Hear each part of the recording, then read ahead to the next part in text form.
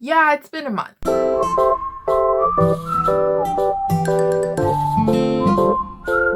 Hi guys, welcome back to the channel. I know this video should have been filmed probably a month ago, or should have been at least released a couple weeks right after I got off my hiatus in February, but we took some time and I wanted to do it too anyways because I read some really amazing books for the Lunar New Year readathon that I hosted with my friend Lacey from Lacey Book Lovers, and I always try my best to really promote this readathon, mostly because I find this readathon to be really fun, to go challenge myself to find more Asian authors and to learn about more different Asian cultures. And I want to also spread the voices of Asian voices, and I also want to spread diversity and talk about diversity and inclusion as well. So for this readathon, I think I did pretty well. If I remember correctly, I think I read around 10 books.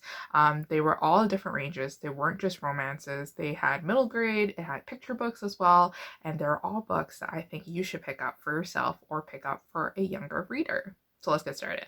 Also, I know that the elephant in the room right now is that I changed filming locations and that I'm sitting on a chair that swivels, which is kind of a little bit annoying, so I'm sorry about that. But basically, I decided to set this up because I didn't want to clear up my desk, and now you guys can see what I actually film against, which is 3 bookshelves.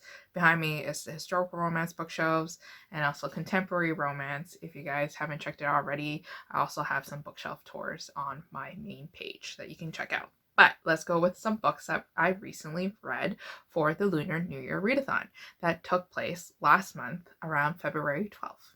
So the first book that I read was Kiko's Delivery Service by Iko Kadona, and this is a Japanese book that was translated into English. And if you guys are not familiar with Kikis Delivery Service, it's basically about a girl, and it's in this dystopian world where there are witches and that there are humans, and then they kind of get along together here and there. They have their differences, and obviously it comes with the fact that people are different and that these creatures and these witches are different too, so it's kind of hard to accept. But it's about this young girl who's learning to become a witch and to really train and gain her magical powers. And then what happens is that she flies around and she makes deliveries. And then along this book, you kind of meet different characters in the city and in the villages, and then you kind of have this fun, twisty, zany ride. I gave this one a 3 out of 5 stars, mostly because I'm not really the type of reader who kind of likes short stories broken up to make a bigger story. I felt like that this one didn't have a nice flow to it from beginning, middle, and end. We met characters, stopped, met new character, stopped, met new character, stopped, and that kind of disrupted my flow of actually enjoying this book.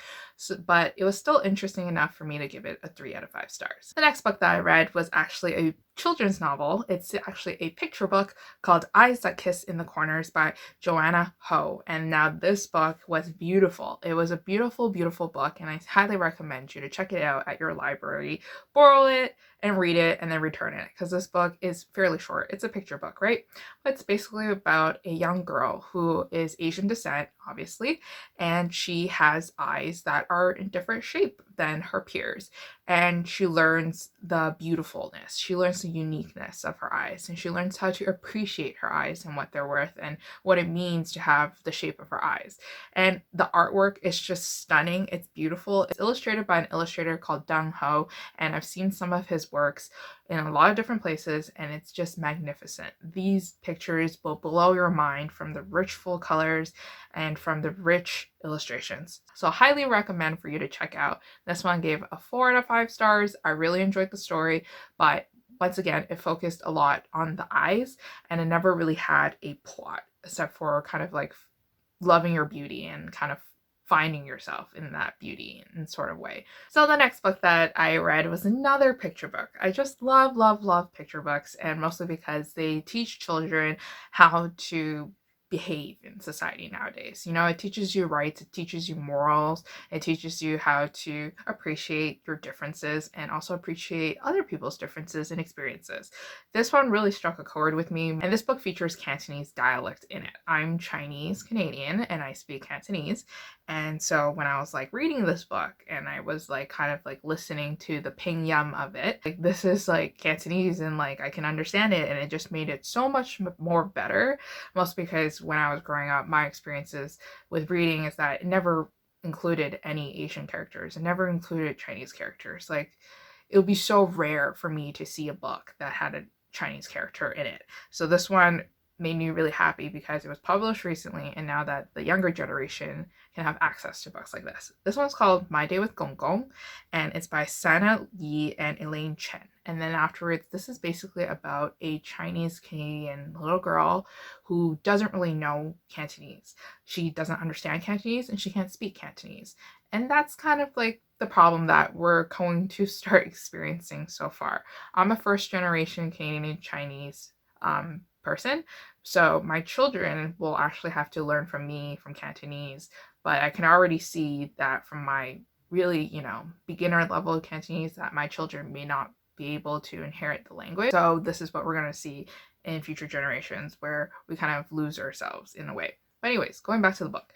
So she decides to spend a day with her grandpa because her mom has to drop her off at her grandpa's place to go work. And then her grandpa takes care of her, but her grandpa doesn't know how to speak English and only speaks Cantonese. And so our grandchild and our main character hates our grandpa in that way because she finds him so frustrating that he never understands what she wants. And they go about this day going through Chinatown, and I believe in Toronto because this book is written by a Canadian author, and they go explore the city, but they have always a communication breakdown, and she gets really upset. And this book is just so cute and so endearing because you learn more about your relatives and you learn more to be accepting of others when you don't understand the languages that you both speak. So really enjoyed it. This one I gave it 4 out of 5 stars, and the reason why I took a star off was I think because it was a little too short and I wanted it to be a little bit longer and fleshed out. The next book that I read was actually Mindy Kim and the Yummy Seaweed Business, and I believe this one might be book 2 in the series, or maybe even book 1 in the series. I think it might be book 1 actually.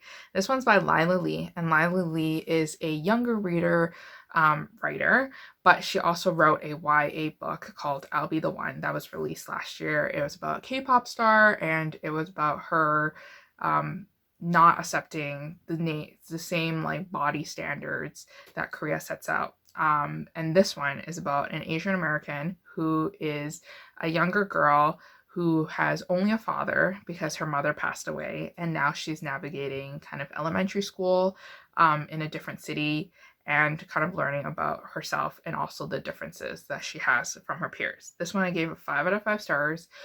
She starts a seaweed business by trading snacks and exchanging snacks because people are really excited for her snacks because she's unique and she's different. They never had seaweed before.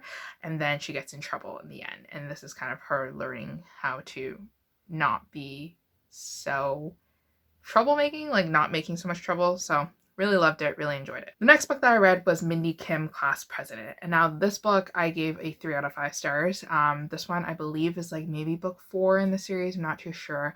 And this one is basically about her trying to become class president and overcoming her fears of public speaking. This one I only gave it a 3 out of 5 stars, mostly because the other books talked a lot about culture. It talked a lot about like kind of, being accepting of the differences that you have and being loving, but this one it just never really talked about it, and it kind of skimmed the surface of just it felt more like it was focused on children issues, and I liked it, but it wasn't what I was expecting from Lila Lee. So the next book that I read was Reflection by Elizabeth Lim, and now this one really shocked me and really impressed me. This one I gave a 5 out of 5 stars. It's a Mulan Disney retelling, and basically what would happen if Shang passed away or is in the moment of passing away, and Mulan now has to kind of go underground to the underworld to go try to save Shang's soul before it's too late. And what happens is that Mulan is kind of forced to go on these series of adventures set out by the underworld and by the undergods, and she is going through all these different, like, just picture like all these obstacle courses just to try to save Shang. And I really enjoyed it. I was shocked that I enjoyed it so much. I listened to the audiobook of it, and usually I kind of have a hard time grasping fantasy because this is a YA fantasy book, but I found myself really gripped and I was enthralled, and I just couldn't stop listening to it. Such an amazing book. So the last book that I read was Up Breakup by Lily Manon, who is also written by Sanya Manon. This is just kind of her pen name that she writes for adult romances. This is her first adult romance. This one is about an South Asian woman who starts an app, and then afterwards this app is called Make Up, but then her enemy, her office enemy, starts an app called Breakup, and then afterwards they both had a one-night stand and they had some bad feelings, and then afterwards she decides to start this app and he starts his own app, and then this is kind of like them kind of competing against each other for this large amount of money to fund the app. While I really enjoyed Sania's like writing, like I find her writing to be really good. Like she writes really like smoothly. It captivates you from right from the start. It's just really well done. I found that the plot was just kind of boring, and it was just kind of like really predictable. Like I already knew what was happening, and from like the title of like the two apps, I already knew why it was named like that, and it wasn't a surprise to me when it was a grand reveal of why they ever fell apart in the first place. So this one, unfortunately, I gave it only a 3 out of 5 stars. It was a very average read. Would I recommend you to check it out? Yeah, if you're interested in it, but it wouldn't be on the top of my list in terms of recommendations, in terms of what you should read next. But anyways, that is my Lunar New Year readathon wrap up. I thought that I would do a quick wrap up because I read a lot of Asian books. I never talked about it, and I like talking about Asian books on my channel, mostly because I'm Asian, and also because of recent events that are happening in the world right now. So hopefully this video was interesting, and hopefully you guys picked up some books to add to your TBR, and I'll see you guys again next time. Bye.